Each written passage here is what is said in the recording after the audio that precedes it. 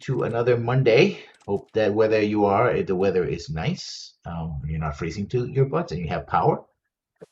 Um, so here we are with another podcast for you all. And yep, everything seems to be coming up with the delay and everything else. And yep, everything seems to be. Oh, And yeah, I had to mute myself there. I unmuted because I was watching Chapomon's stream, so I forgot to mute it again on the browser. So if you hear that echo, yeah, that was that. So today we're going to be talking a little bit about advertising expectations because it seems once again we had a virtual BlizzCon and we had a Nintendo Direct, and a lot of people were upset that they didn't get any major revelations. It's like I'm wondering why that is. Why is it that we react that way in general, not specifically, to that? Like, oh, we didn't get the commercial we wanted. Why didn't we get the commercial we deserved? I guess so. What's going on there? So we're going to be talking about that. But as always, we're going to be talking first about the news, including some very interesting news out of the 2000s, which is kind of weird. Um, let's start with PC Gamer over at West Finland 5 days ago. Carmack says Oculus selling to Facebook was the correct thing for the company in hindsight. In a post on Hacker News, Carmack says early Oculus was a bit of a mess. This is John yeah. Carmack, who was one of the designers of Doom. Uh, Most VR enthusiasts are in trouble with Facebook ownership of Oculus, especially as it begins to force the use of focus Facebook accounts instead of dependent Oculus accounts. In a post on Hacker News Wednesday, John Carmack offered his perspective, calling the Facebook acquisition in early 2014 not a perfect fairy tale outcome, but the correct thing for the company in hindsight. Perhaps initially I actually wanted FB to impress itself more strongly than Oculus post-acquisition because, frankly, Oculus was a bit of a mess. Instead, Oculus was given an enormous amount of freedom for many years, Carmack wrote. So I guess he's in favor of the branding in order to make Oculus more focus. That's a thing, I guess. Yeah. I had a comment about like, hey, your room actually has light in it. Yeah. I use the purple lights for the kind of set mood and the chill mood. Usually if I want to be like more proactive or something, or maybe if I'm wearing my like goofy little mask, I'll have the lights on. So yeah, that's the thing. It's like okay, he wanted more focus, and I guess it makes sense because VR is still in a sense where we talked about this last year a couple of times, where VR it's all over the place. You have It is. some games that have been converted to VR. You have a lot of tech demos. Camera's like freaking out. I'm not Yeah, sure why. the light levels. It's not reading the light levels correctly. And also it's and a few games like Alex, Half-Life Alex, which were designed specifically for VR. But aside from that, it doesn't seem that VR has really taken off. Again, it's still in that No. sort of cottage industry, sort of its own thing, which is fine. But if he wants to dominate the, Yeah, if it wants to be the future of a mhm, video game, essentially like the de facto consoles, I still don't think it's anywhere near that level. mhm. And the thing is, as we discussed, if it doesn't break out of its bubble, then the prices remain relatively high, and they have to make the argument I've always made is they have to make the conversion from saying we're just another screen, another way of looking at games, to be a peripheral, not a periphery. I guess they are at the periphery of video games right now. Now, a peripheral, just like a controller, and be around that same price package. So people are like, okay, I'll buy it as part of my, my setup and just use it, And if it breaks or something like that because a kid, got angry through the Oculus away or bumped their head on the floor or on the wall, whatever, right? Uh, they have no problem with that. So, that's Uh yeah, and recently did you see the video by Super Bunny Hop about his VR experience? Yeah, I think I saw the last one. He's made a couple of them. Sorry. That he got like a headset a couple like well actually last year when the pandemic started and been giving it pretty much a test run for the year, and one of the biggest issues, apparently a very common issue, is the cables become faulty, Hmm.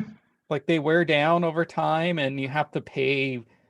Well, they managed to replace it. He managed to get like a new set of them for because it was still under warranty, but like if it wasn't, like I'm sure those cables are probably expensive.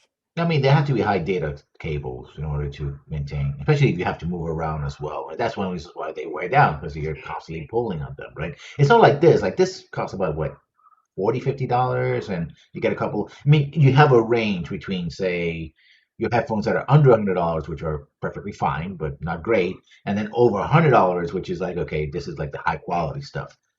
We haven't gone into Oculus, or not Oculus, but VR in a situation, but at least you have a range of prices. And the cheapest, well, outside of putting, cardboard on your face, which is not VR. It's just, it's like, those little click things in the 1970s and 80s. Yeah, I grew up. So I think like I know what they're called. It's yeah, like the I like the Magic View or something like Viewmaster. Viewmaster. Yeah, let me see. That's what it is. It's Viewmaster. It's a couple of plastic lenses that you put in, and you shove your cell phone right in your face, and that's it. That's not really VR, right? That's just a different way of using your phone. Well, Which you, they sort of well, it's funny because when VR like what how long has it been now? Like 4 or 5 years Mhm. that it's been out, like a bit more mainstream. Say mainstream. They you got like all those pretty much like the Viewmaster adapters for your phone. Like, oh look, you too can have VR. Here's like the Google Cardboard. Wasn't that a joke? It's just put your Yeah. phone in it, and then I don't know if you have a high enough power phone, it can do something similar, but not, of course, obviously not a replacement for the actual experience, but of immersion. But it gives you some idea of what it's Mhm. supposed to be like having a screen up to your face. Yeah, I mean, it's like, I don't know, maybe going to your local supermarket or your pharmacy, and they have like a video game console, your Atari 3000. It's like you can play some games there. It's like, sure, I guess, for 5 minutes, like the 100th or 1,000th version of the Atari 2600. They just keep pushing over and over again. It's a joystick that you stick into like the the yellow port of your TV, the Hmm. composite cables, and that's it. Yeah, Actually, nowadays, I'm sure they're sophisticated enough to where some of them have like HDMI. yeah, or USB, yeah, USB port. So there's that. So yeah, but that if you throw that away, you really don't have viable VR that is, or a range of VR that is expensive to cheap. The cheapest is the Sony stuff, and it's still expensive, but you still have to get the Joy Cons, which are like 3 generations removed. Stuff like that. So Now they're like, now they're like 2 generations out. yeah. The PlayStation Move, they must work. They must have been pretty cool in terms of like what they can achieve if they're still using them. But then again, Mhm. they could just be cheap and cost cutting. It's like we still have, the proprietary. Warehouses full of it. Yeah. Yeah, honestly, like my experience of PlayStation Move, and I'll do some more like PlayStation Move stuff on stream at some point. I personally enjoy the PlayStation Move. I thought it was the better of like all the gimmick of that generation, the Move thing. Hmm. I certainly, in my experience, works better than the Wii controller. But the Wii controller was cheaper with the console, so it was much easier for people to pick up and get into it, Yeah. than everything else. So Of again, course, it cost. of course, to be fair, the Wii controller uses like infrared, where versus the Move, what it uses is it uses a camera to track the light. Yeah. So, and that's going to be a bit more reliable than like Hmm. um the Kinect, which tries to track you in general. And Hmm. it has sort of a camera, like a weird camera, but it doesn't work well because it's just trying to track you without like wearing any kind of special thing. Because I feel like maybe the Kinect would have worked better if you had one of those mocap seats with the little balls on them. Hmm. Yeah. So moving on, and this one is especially for the music lovers of the early 2000s. A lot of this, history is prologue. So this is, if you don't know the history, we'll try to clue you in. This is from PC Gamer, Jody McGregor over 18 hours ago. Twitch Gaming replaced Metallica's BlizzCon performance with a royalty-free plinky plonk twinkling, as not for whom the bell makes some gentle background noise. If you're watching BlizzCon 2020 on Blizzard website this year, or on YouTube, or even on the Twitch main channel, then you get to hear Metallica's play For Whom the Bell Tolls. The band previously performed at BlizzCon in 2014, back in the before times when it was an event that took place in the real world. If you're watching on the Twitch gaming channel, however, you only heard the opening of the song before it was replaced by a royalty-free Magical Force blinking and plunking instrumental track, presumably to avoid breaking copyright laws. Wait, so Twitch has that feature? Like it'll like, oh, you're playing copyright music. No, And I'm sure instead the of people in the live stream on Twitch, because it was an official Twitch okay, stream, yeah. they were like, "Oh, we got to change the music," But and it's that's what like they. you have the right to it right there. Like you have permission, express permission from the artist. Why would you do that? I Let thought me it was go. an automated thing. Let me continue. That's one thing, but usually, let me continue. There's a layer of tasty irony to the fact that this happened to Metallica, the band who took Napster to court in 2000 and helped usher the age of zealous copyright protection their own performance fell prey to. Yeah. The video has been deleted from Twitch since deleted from Twitch channel. Of course, viewers save clips for posterity.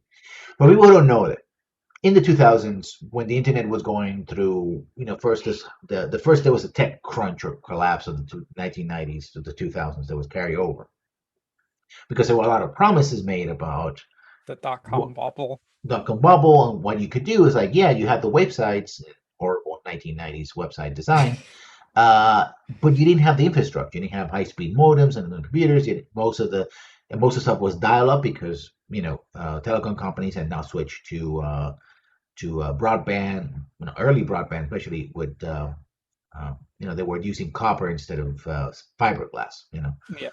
And Yes. so there wasn't there. So aside from making an order like buying something on Amazon, which didn't take a lot of bandwidth, looking at videos or like we do today, like we're doing this right now, you couldn't do that back in 1991. You couldn't do that, or I remember 1999. downloading pictures that It took forever. Yeah, and so yeah, so that didn't happen. But in the 2000s, uh, there was a pickup of speeds, and so you could get PDFs and stuff like that. And one of the services that was there became one of the early music sharing services was Napster, and Napster was huge, particularly with college students who have access to the always colleges had because all the way back to the original pre-internet days they were connected to DARPANet and all that. They always had for research purposes better internet, even if it was dial up, than the regular public, right? Because they have a lot of students and they have to do a lot of research, and many of them even have research with corporations and even with the government. And so they had to guarantee uh, high data rates. And so college students could just say, hey, I can download entire, albums and all that through Napster. Now, how Napster did business was, again, this was the Wild West era of the internet. So technically, Napster didn't have the right to do so. But Metallica, the band, they went from just being a band to they went to the next level and they set up their own music. Basically, they became their music producers, right? They had what's the term for it? their Like Sony, label. so they became their own label, right? And this is something you have to understand. They have some points. Something you have to understand about music is that most of the money that a musician makes is from live shows because their labels can usually take as much as 90% of the profits from album sales. So essentially, even you see these very filthy rich musicians from Britain and America, like Metallica and all that. Most of the stuff is like their albums are they're like posters. Oh, people buy the album and then they want to watch the artist live, and that's when the artist, if they can fill entire arenas, that's when they make the real money. But if you become your own record label, then you take you take the full shebang. So Metallica, they had their own record label. They're not the first one to do so. The Beatles, for example, did it back in 1970s. In fact, the record label is called Apple, and there's a whole thing with Apple, computers having a problem with them for many, many years. So yeah, this is very interesting. But they sued Napster for basically stealing their music. Nap, cutting into their profits. yeah, Napster fought back, but they got the rate written, and that's where the DMCA and all that really took off because you had case law that says uh, record studios could do this, corporations could do it, not necessarily the individual musicians, but you have your own label, you're a corporation, you have power, you can do this. And well, fast forward 21 years, and you have Metallica having a live stream out of BlizzCon and having Twitch having to say, no, we can't show your music.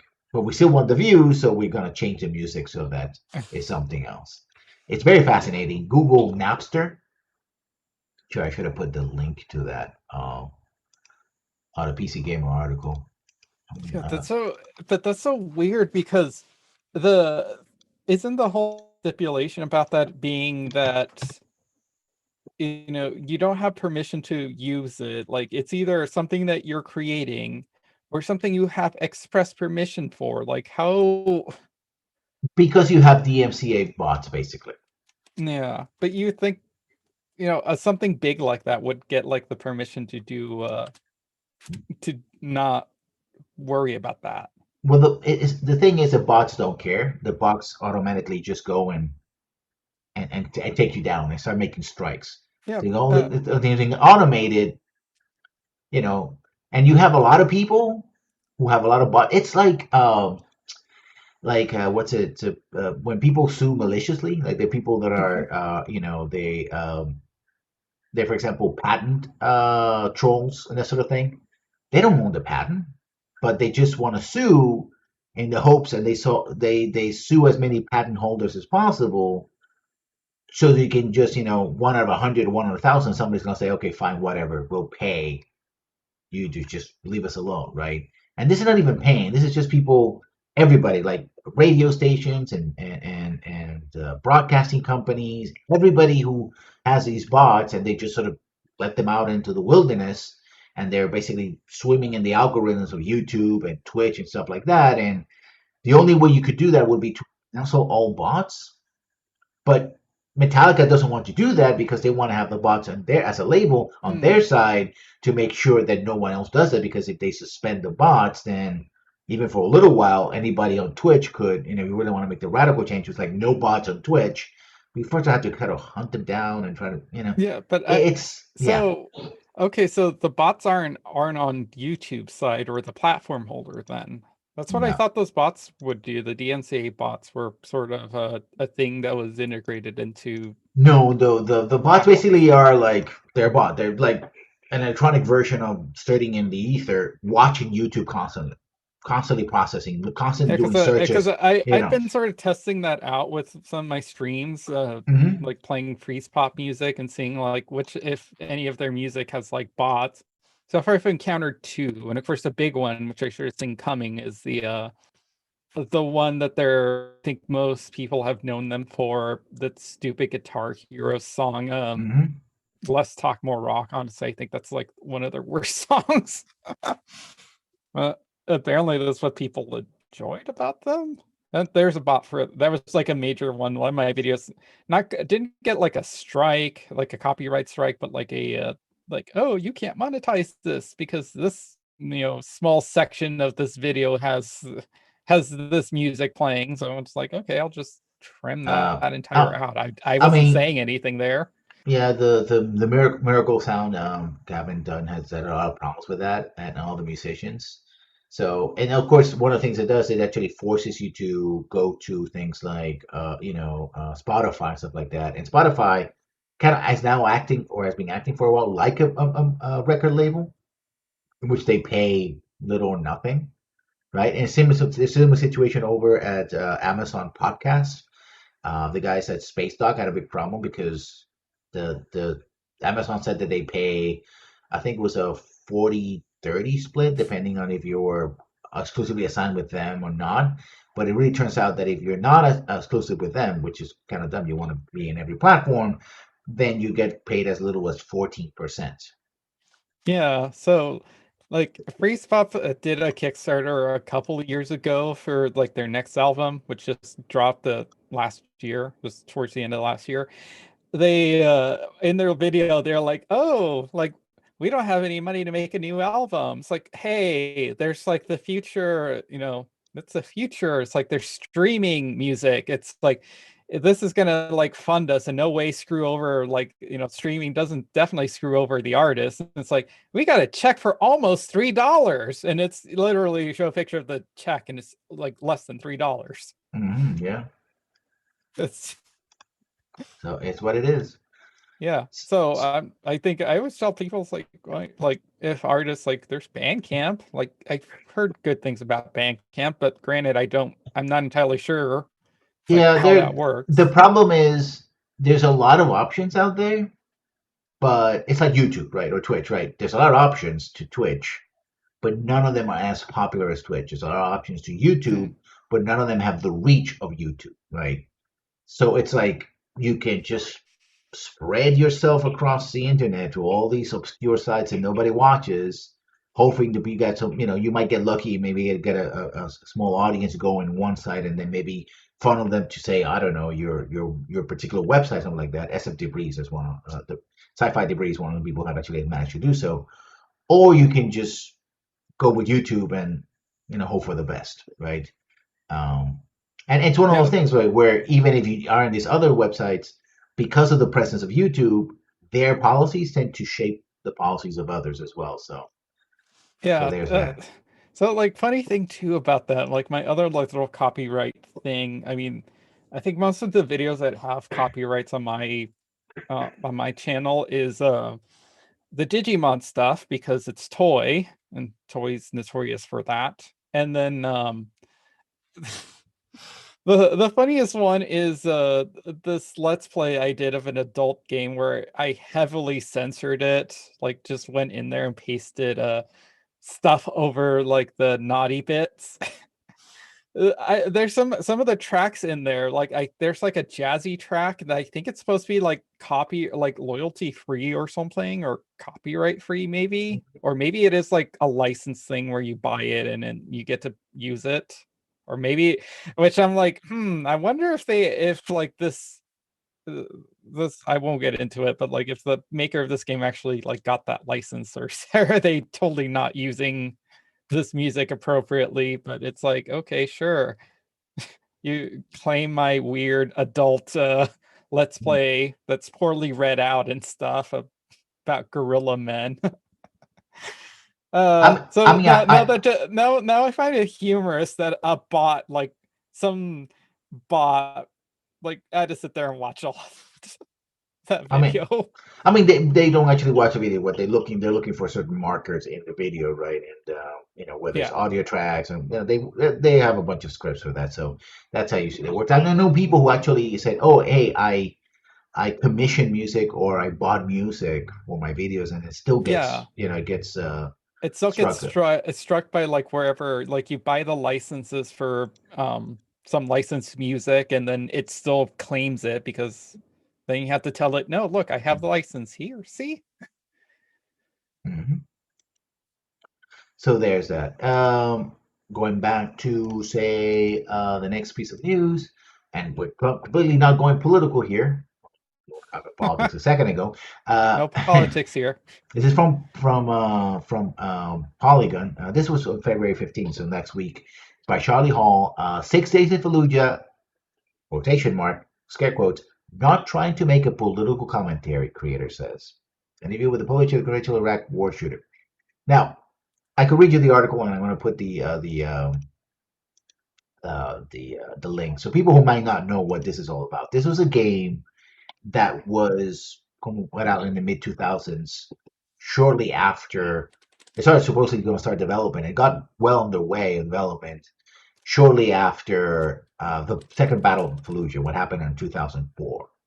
In and around, actually happened after the 2004 elections when George W. Bush was reelected to president.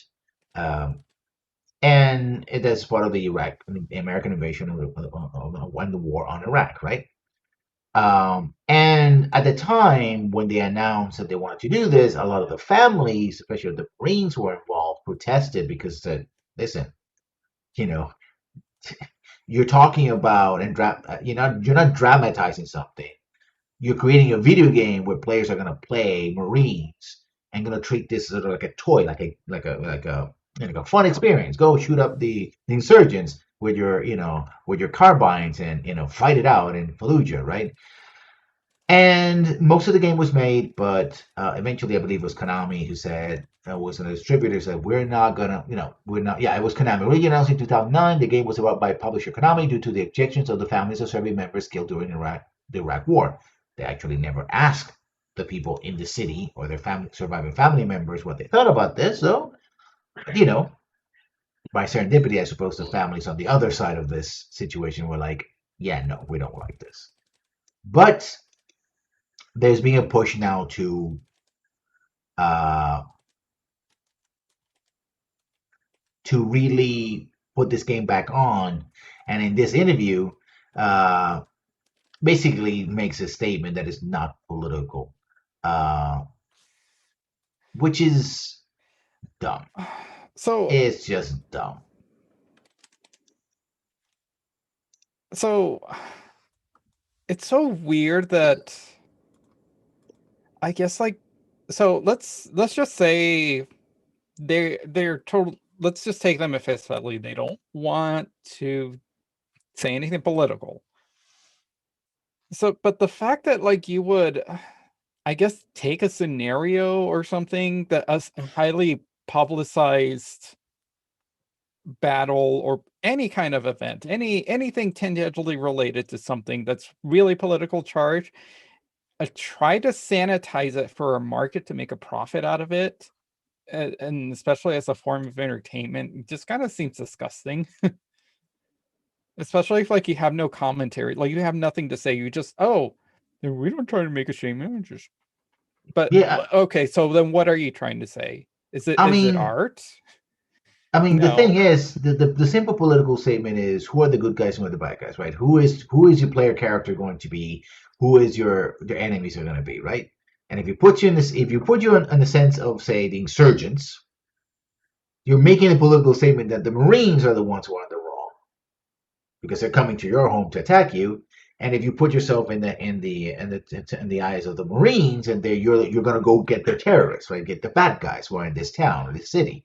So that by itself is a political statement. And how people, there's no way. The Iraq War was a political war because both wars are political. So placing yourself in that, I think this is not.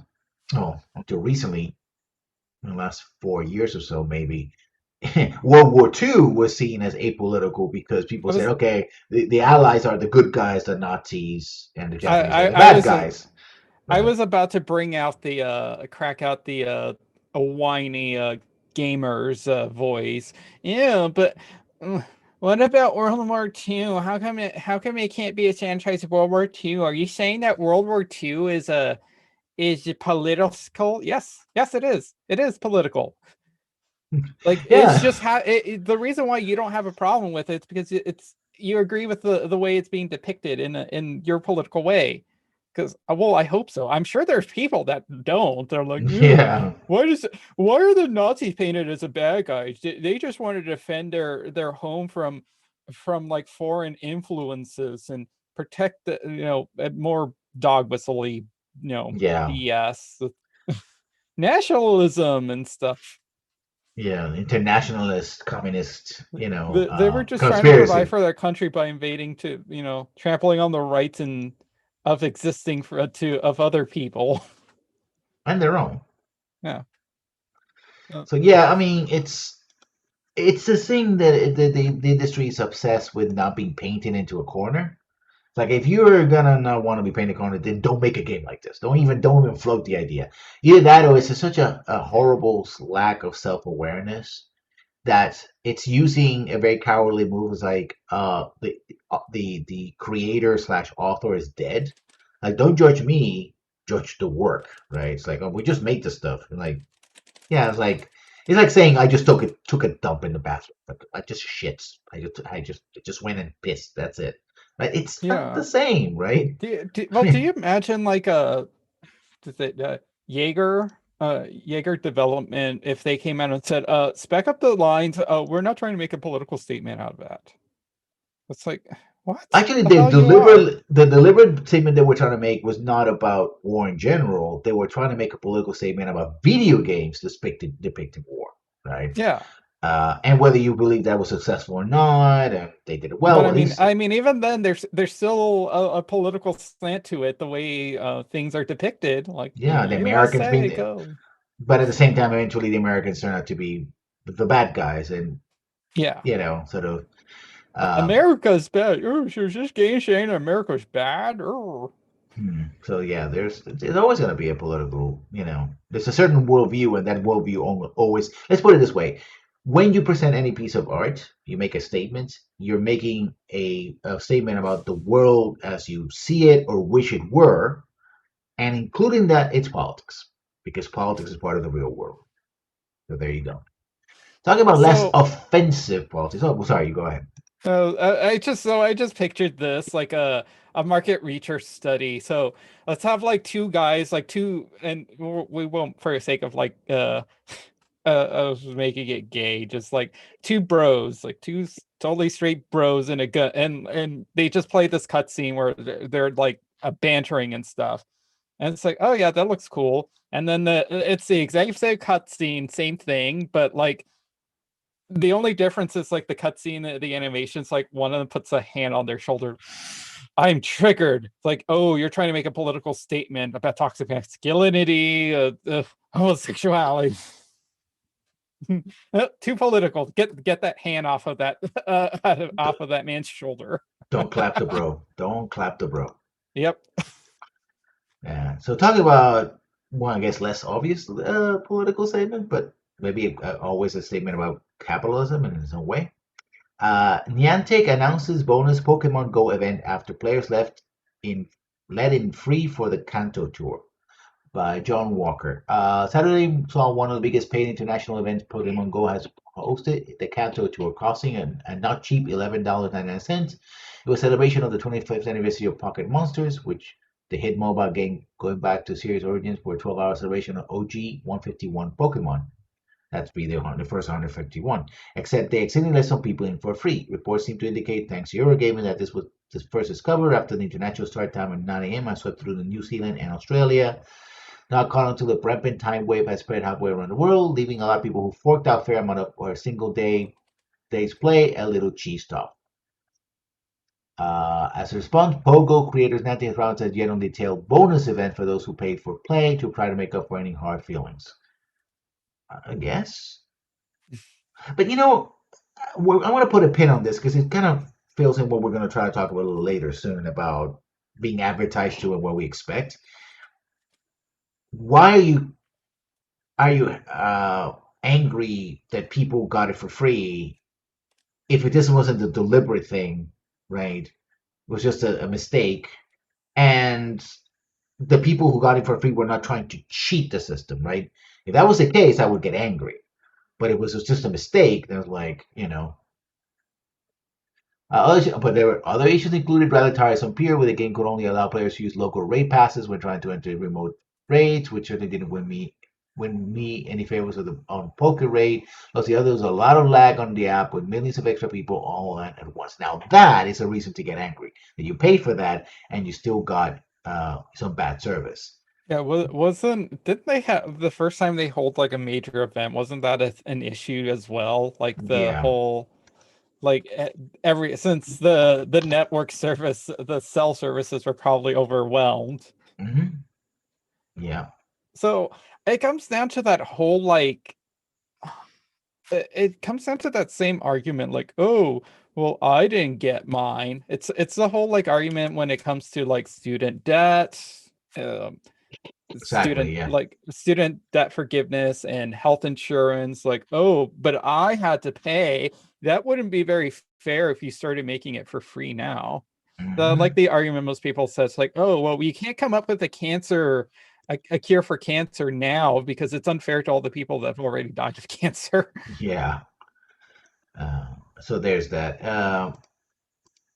And talk about DMCA takedowns. A report: CD Projekt Red issuing DMC takedown to keep a lid on hacked source code by Ethan Gash. So today at 10:30. Now there was supposedly hackers try to I don't know if actually succeeded in taking hostage CD Projekt Red servers, which included information on The Witcher 3 and Cyberpunk 2077. Um, and the article Gus goes like this. Maker of The Witcher 3 and Cyberpunk 2077, CD Projekt Red is hitting at Twitter users with the Digital Millennium Copyright Act DMCA takedowns for sharing links to Gwent source code, according to a recent report by Vice. The multiple Twitter users reported that their tweets. Gwent, by the way, is a spin-off of The Witcher 3, which is a card system in the game that got spun into its own collectible card game online. Uh, Users reported this week that at least some of which linked to source code likely leaked in the CD Projekt Red data hack early this month were removed following copyright claims made by the Polish game company. Description of infringement: illegally obtained source code of Gwent, the Witcher card game, posted without authorization, not intended to be released to the public. One of the DMC takedown notices, copy of which was obtained and reviewed by Vice. The publishers of a game called Cyberpunk 2077. That's a little bit of irony there, right there. And they're not the only companies that are doing takedowns, because we have over at Kotaku, Take Two goes after reverse engineered Grand Theft Auto code by Look Plunkett. That was yesterday. Last week we shared the good news that source code for Grand Theft Auto 3 and Vice City had been reverse engineered, allowing folks to port the games and come up with cool new mods. Now, bringing the predictable news that publisher Take Two Interactive are not happy. The company listings themselves receiving an instance of the parent company of Rockstar Games has issued a DMC takedown notice to GitHub, removing the reverse engineered games from the software site, but they're already out in a while, so whoops, there it is. That this, of course, doesn't kill the project, as Take-Two has no doubt fully aware. It's out there now, just said that, on smaller sites in HDD and torrents, and anyone who wants to work with it will have no trouble finding it. And anyone working on the project will have been fully aware this is a dance that these companies are forced to dance in order to look like they're policing and protecting their properties. I excitedly look forward to the next cool, interesting port of mod made with this code. Then we get to repeat the cycle all over again. Yeah, I I can't guess, but you can actually you can actually avoid this by just releasing uh, things quietly. mod tools, Hmm, right, and that's giving mod true. support. But and I think that's something that Rockstar kind of likes to do, but Take Two absolutely hates it because microtransactions. Oh You no, cannot it could re. dip into our profits. Yep. They cannot re-release the game again because they did re-release again those games. Uh, updated versions of it. The code was No, updated, so it runs. if people can patch their already previously purchased softwares to run on modern computers or run better, I'm like, how are we supposed to make money off of that Again, already? Yeah, again. it's the old use games argument again. Um, and now for even more political news of video game industry, Hogwarts Legacy lead designer used to run anti-social justice YouTube channel by Ian Walker. How the hell did they? Troy Levitt is a lead designer of Warner Bros. Development studio Avalanche Software, currently working on the controversial Harry Potter game Hogwarts Legacy. He also ran a reactionary YouTube channel focused on attacking feminism and social justice for over a year. Hmm. The game is, by the way, is controversial because J.K. Rowling, joke Karen Rowling Pin, um, basically released a series of turfy anti-trans statements and arguments that landed her in hot water. And so everything now has become tainted with that. Everything that's connected to her, mostly Harry Potter stuff. So yeah, Yeah. This mention was provided by Did You Know Gaming contributor Liam Robertson, who highlighted the channel Friday evening on Twitter. An accompanying screenshot shows a small portion of Levitt's YouTube channel. Video titles such as The Injustice of Social Justice, In Praise of Cultural Appropriation, and Are Thought Crimes Becoming Real? The latter is a reference to George Orwell's dystopic sci-fi novel 1984. Right-wing commentators often use the book authoritarian's Big Brother government as a comparison point in their criticism, linking to fictional surveillance state to real-world equality movements, as opposed to actual real-world surveillance states.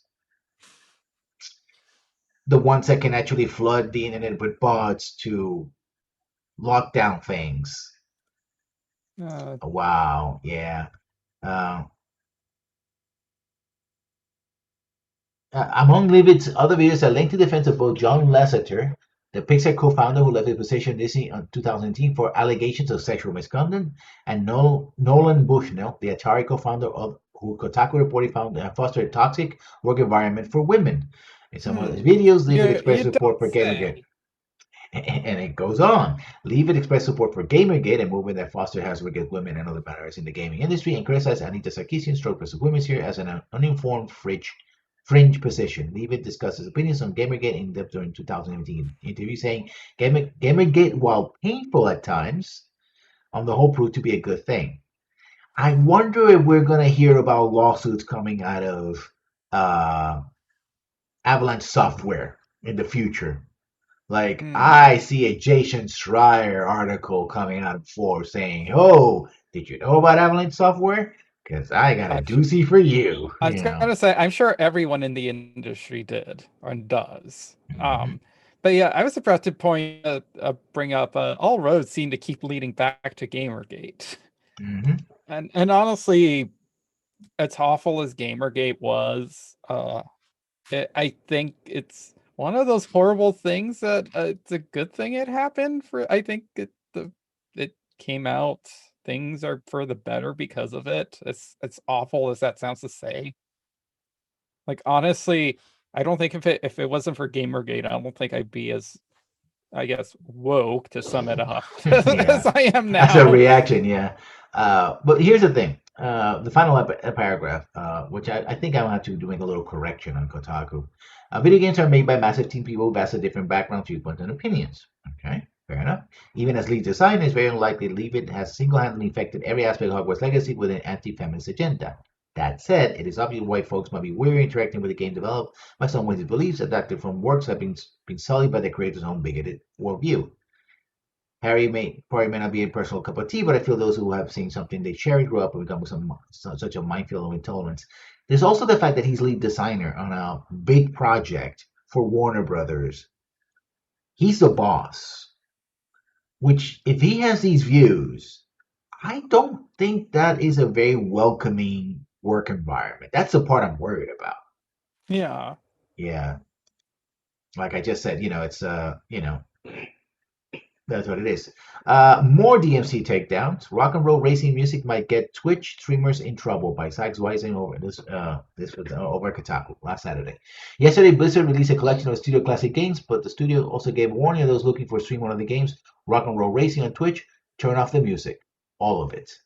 Announced and released yesterday, Blizzard Arcade Collection contains the three classic games: The Lost Vikings, Rock and Roll Racing, and Blackthorn. If you plan on streaming this collection, be careful when playing Rock and Roll Racing, as the music contained in this arcade racer isn't clear for streaming. As spotted by PC Games N, this PSA comes via a tweet from Adam Fletcher, a community development led on Blizzard. If you choose to stream, please do so with the music turned off, which kind of probably makes for a very boring game. Because it's a retro, it's a little arcade racer thing, yeah, RC racer. So I see it. It looks cute. I've never heard of it. Yeah, it was Blizzard before WoW, basically, of the era of Blizzard. Some good news though. There's been an N64 mini game hidden inside the Switch version of Firewatch all this time by Sykes Weising. Yesterday's Cabell Sasser, the co-founder of Panic, revealed a little-known secret only found in the Switch port of Firewatch, a game with a game his company published back in 2018. Turns out that the phone platform hid in it, and almost nobody found it. So, celebrate the fifth anniversary of Firewatch, Sasser shared a fun and surprising elaborate secret. It involves first finding an odd and easy to miss note stuck to a random sign in the game. Once players find it, a new location in the map appears, and through a series of steps shared on the Twitter thread, players can unlock Forest 64, a hidden N64 inspired platform. I guess if they put a game in In a the game. game, yeah. A So if you mini want to game. check it out, yeah, uh, and you own a copy of Firewatch on the Switch, you can play the N64 version coin collecting game. In some bad news about bad weather in Texas, video game studios across Texas are temporarily closed due to winter storms and power outages by Nathan Grace. This was last Friday. Texas, a state whose leadership has long espoused hyper-realistic Mad Max apocalypse sort of ethos, has spent the past week putting those ideals to the test. And I'm just quoting here, I'm just reading from the article, folks. It has not fared well. A record-breaking winter storm led to power outage across the state, etc. Many of these companies include uh, EA, Aspire Media, Certain Affinity, Alchemy Labs. They all stop operations. Those are from EA. Of course, we also have the fact that there's a branch of BioWare in Austin. I don't know if they were affected. Uh, Affinity has also been affected, and they work on games like Halo, Call of Duty, and Doom, but probably as a subcontractor of sorts. So essentially, anywhere Gearbox, the Frisco, Texas-based creator of Borderlands, has not ceased operations. The work in some areas did come to a near complete standstill earlier this week, according to sources who spoke to Kotaku. In the wake of initial difficulties, Gearbox asked their team to prioritize the well-being of themselves and their families, according to an email from company spokesperson. Yes, because trying to go to work and get frozen to death going to go to work for Gearbox will be yet another, shall we say, you know, bright spot in that company's, otherwise sterling reputation. Yeah. And talking about lawsuits and big companies, we have Apple wants Valve to hand over a bunch of Steam info for its fight with Epic by Ethan Gash. What? TLDR, Valve said no, but let us read. Epic Games' legal battle against Apple over App Store fees continue to drag on into ever weirder and more esoteric fronts. The last development, Apple is actively trying to subpoena years of in-depth sales information from Valve about all the games listed on Steam in order to show that Epic has plenty of other places to plot its Fortnite wares. Apple and Valve engaged in several meet and conference, but Valve has refused to produce information in response to request 2 and 32. We sent new joint discovery letter spotted on PC Gamer that was filed earlier this week. Request 2 includes complete annual data like sales, revenue, and other financial information from total yearly sales of apps and in-app products. Request 32 is a complete list of every app on Steam, the years it was available, and what it was priced at. Just a quick look at the lifeblood of Valve's business. Yeah, I don't think this might fly. I mean, their request, but they're a third party that may not be involved in the lawsuit itself. They don't appear to be. So the power of discovery from Apple's lawyers is Limited. limited. The final paragraph actually of the article addresses it. I don't necessarily buy this argument that Valve is just a side player in these ongoing discussions about market monopolies, but it's also extremely entertaining to watch a virtual hat seller get snipey. With the ninth largest company in the world. We'll see what the court ultimately decides. I think, yeah, they're a side player then. Yeah. I mean, they're a main player in the system, but they're a side player in the lawsuit. Yeah, so they probably don't want to get involved. They don't want to piss off I think two things. They don't want to piss off Epic Games, probably because they're making lots of money off of Fortnite on their platform, and they probably don't want to give a peek behind the curtain at Steam. And I don't think they actually want to. This is the thing; they don't want that information to get out to Epic. Remember, Epic is a direct competitor to Steam. Yeah. So the Epic Store. So if they get hold of this information, Apple could change their market practices to better compete with Valve. Epic could also already has tried doing a lot of things to undermine Valve when it comes to this, even if they sell their stuff as well. The weird relationships that these companies have, and so you're like, yeah, no, this is a trade secret. You guys sort it out over there. Just leave us the F alone, right? Don't drag us into this. And now we finally come in the last 10 or so minutes of the podcast to discuss what we're trying to start in the beginning. We sort of touch into it. Why is it, and I'm going to pose a question both to viewers and to you, to Chaplin as well. Why is it that we, say the collective we, not the royal we, uh, get upset when things like Nintendo Direct and BlizzardCon don't seem to have any meaty news, right? But like, we wanted more, and there's a little bit more than just the fans wanting something. Clearly the fans want something, but I think everybody, all of us, gonna like, eh, I mean, why are we so primed to get the newest thing all the time that if we don't get it, like it's its own rush? Is it It, part of it it?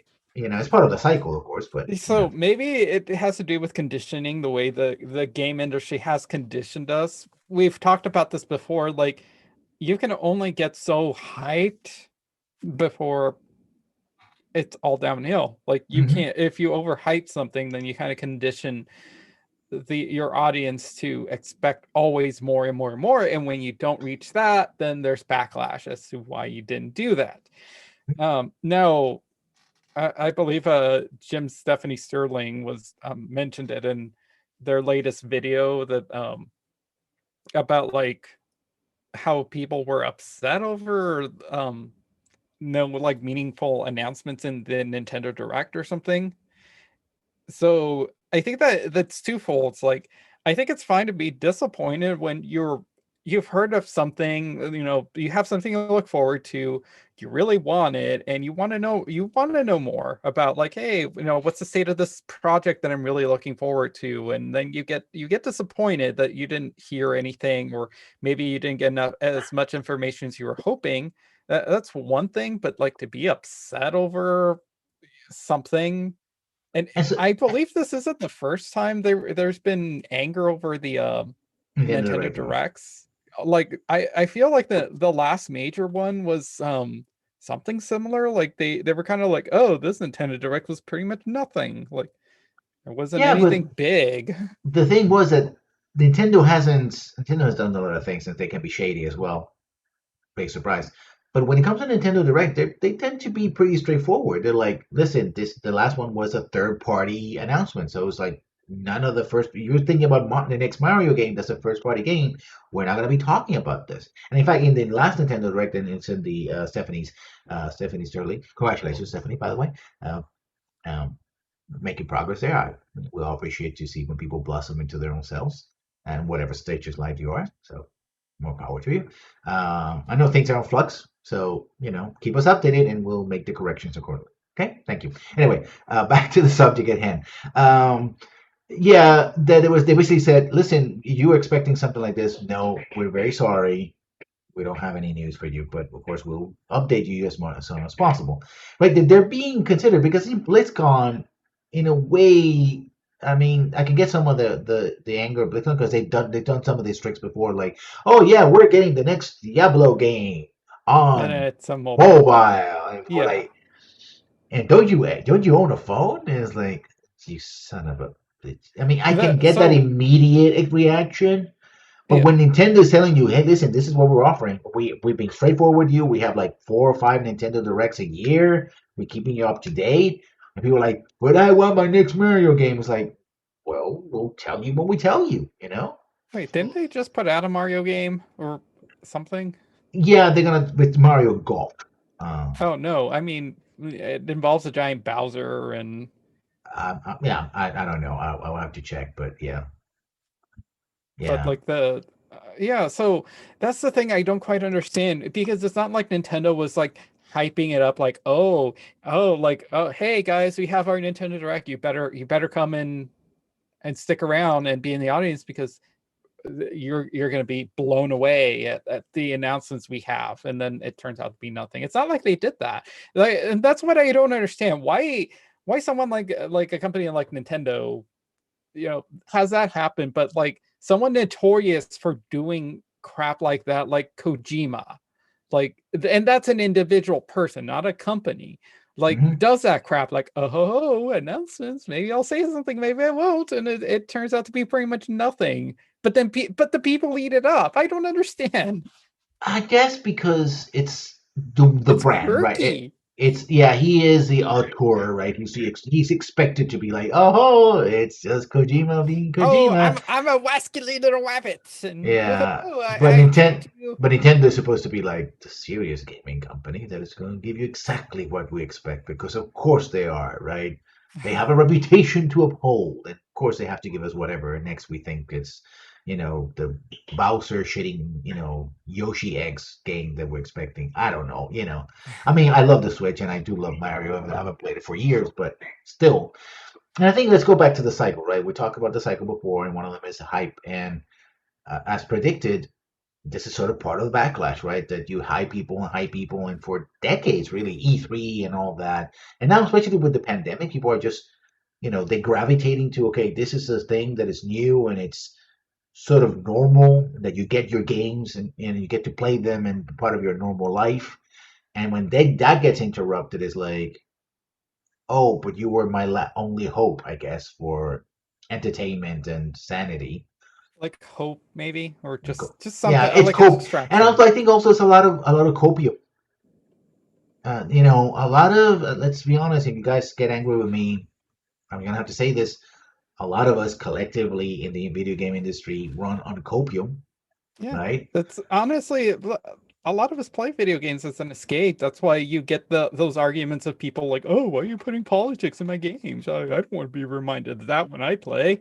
hmm I, And I, I demand realism in my video games, but not politics." uh, Steph brought in the video. Stephanie, we'll say Stephanie Sterling. Oh, I think he's. I think they still they go for they them. Yeah, they They, go for they them, and I don't think they mind if they're just referred to as Jim, yeah, because that's their professional. professional, yeah. But and I'm not trying to walk in on eggshells because oh my god, I'm afraid that it's like no, I want to be accurate. I prefer just like I would like some people to refer to me in an accurate format. I like also to stand the courtesy of people to be as accurate as possible. That's why I'm doing this. Um, it costs me nothing to do so. And they in their video also pointed out that there's that there are other things that these video companies make and do that are horrible, and people don't get that reaction, right? People don't get the reaction of, oh, hey, there's rape allegations and sexual assault allegations over Ubisoft. Well, I don't care, who. And you usually get the comment in YouTube section, who cares? It's like, well, the victims do. And you as if you're an adult, would you want to be associated with something like, well, I just want my games, right? Yeah, that's what I was talking about in part about huge amounts of copium, right? As long as you get what you want, I think people are willing to put up with a lot, especially when they themselves are not um, affected. Like they don't want to know how the sausage is made, right? That's why they don't want to talk about politics. They don't want to talk about any of that because that somehow sours their experience, their enjoyments. But then if you don't understand, but the thing is, if you don't tackle those things, you don't understand those things, and then you don't understand when things go south, right? Like again, bringing back BioWare because that's what we do here. Why do you think BioWare has gotten into the situation it is today, which is a very iffy situation? We're in the BioWare's death watch for now, nearly a year or so, because a lot of these things we either didn't know about it or got swept under the rug, although they finally exploded into lousy games. So if you want to be So completely technical about it, oh, I don't care about sexual harassment in the workplace. Well, guess what happens? The victim of the sexual harassment, they're not as efficient and as effective as they could be, yeah, right? There's actually, only some, we should say two games, yeah, yeah, two two bad games. games. Well, a little more than that, but yeah, we're going to do that. So there's a comes a point where suck at a buttercup doesn't work anymore, right? You probably work a job where you just quit because you couldn't take it anymore, right? So if Yeah. you can't sling the hash in the kitchen, you just get away, and that means that whatever hash was being slung is not being slung anymore until find somebody else who can do the job, and hopefully they can do it as better as best as you, as well as you do, right? They're gonna, you want better games, you have to have workers that are capable of delivering better games and not simply say, well, they're going to do it for whatever circumstance because they're getting paid. That's it. That's not how it works, right?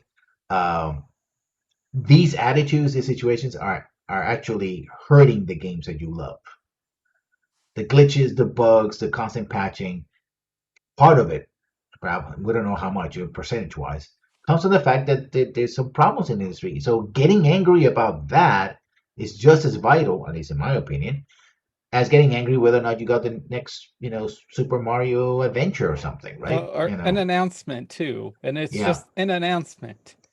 that's another thing. This are like again, Jimmy said it's they're commercials. It's Yeah. like getting angry at Super Bowl commercials. Well, actually, people do get mad at those because there's politics in these commercials. An interracial couple, a homosexual couple. The gays, Yeah, they the exist. things people see in these commercials is just, they get upset about. Yeah, but no, what I would say it's upsetting in the sense of they Yeah, didn't get the commercials. Like, oh, Anheuser Busch didn't do a commercial yeah. with This year, Clydesdales this I'm year. mad. What happened? They took away the horses. Like, it's just the horse and some dogs. It's beer. You can go down to the store, get your mask on, go down to the store, and there's an entire Or aisle of Budweiser products or you there. you could just go to YouTube and watch some of their other past commercials with Yeah, horses in it. yeah. That's what it sounds. You got upset because you didn't get the commercial you wanted. But I think it's a thing. It's like it's almost like a withdrawal, right? You're expecting something, and then you don't get that serotonin hit, and you feel the withdrawal, and you don't know why you're feeling that way, so you react angrily, like "Rah, rah, rah, rah." It's like maybe if you like any addict, I suppose, if you recognize the problem, recognize that you have been manipulated, as all advertising does. It's not secret cabal, people. This is what advertising does. This is the reason why advertising exists is to manipulate you at an emotional level to get a connection with the products, and you buy the thing and exclusive other products. That's Yes. what advert is, not secret cabals of Yeah. mind altering aliens. That This has been the that's process for the last 100 plus years. yeah, that's why they put the sexy lady in the bikini in front of the car, even though they have nothing to do with each other. Yeah, or they put that commercial. I think it was from Australia, where there were these ladies in a salon watching the window, and this dude was like, top, with a shirt and very tight pants, and she's wiping the window, so it's going closer, closer to his crotch, and then they see a bulge, and the bulge is that the guy has a kitten in his pants. Apparently, What? yeah, he just stuffed the kid in his pants because the kids are like meow, and they go like right. So it plays on that whole sex thing where they thought it was something else, right? Uh, I guess he wasn't wearing anything else, so he couldn't carry the kid in his hand. So yeah, I guess so. But he places, it's that kind of thing, right? Like that's funny because he has a kid in his pants as opposed to having It's a virtual expectation. yeah, but again, that's manipulation of your expectation, manipulation of your emotions. So if you feel angry, I'm gonna give you a suggestion. Just a suggestion. Just take your hands on your desk and just sort of push back a little bit,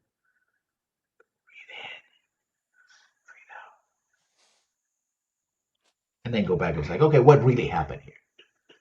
Because ultimately, if you're not able to do that, and it's hard because we're playing to expectations, when they actually do something crappy, like release a broken game, and you're gonna be angry then, Cyberpunk 2077. It's like, well, you should have seen it coming, but because you're so immersed, no one is immune to advertising and propaganda, unless you cut yourself completely off the world, which I don't want anybody to do, especially on the situation we're already isolated as it is. So my rule is like, listen, it's cool that you want new games. I want new games. We all want new games. But if we don't get them today, there's a good chance we get them tomorrow. And if we don't get that game, there's a gazillion other games out there you can get. So just take a breather. Just take a breather. Like, yeah, this is not If you think other aspects of the video game industry are not that important, so is this. It doesn't matter. Not really. It's just video games. It's just video games, bro. So, without further ado, Chapelmon, where can we find you on the interwebs? You can find me at Chapamon pretty much anywhere. I am Chapamon_ here on Twitch and Twitter. I primarily hang out on YouTube. Just search Chapamon. I'm streaming on Twitch. I'm trying to get to like 50 followers so we can make that affiliate count. Right now I'm streaming one of BioWare's worst games, Mass Effect Andromeda. Hopefully better so far, better with the mods. Especially when you can break the game by just zipping around everywhere. Yeah. And of course, I'm doing the podcast. We do the podcast every Monday and whenever possible. And I'm playing Project Wingman, usually in the evenings from 7 o'clock onwards and during the daytime as well. And on Sundays, I'm playing over at Gractus channel and GMing a game of Dungeons & Dragons 5th edition Into the Wild Coast. So thank you everybody for coming. And as always, we'll see you when we see you here and on Chapelmon's channel, also on YouTube's and Twitch. So thank you, and we'll see you. Bye-bye, everybody. Bye.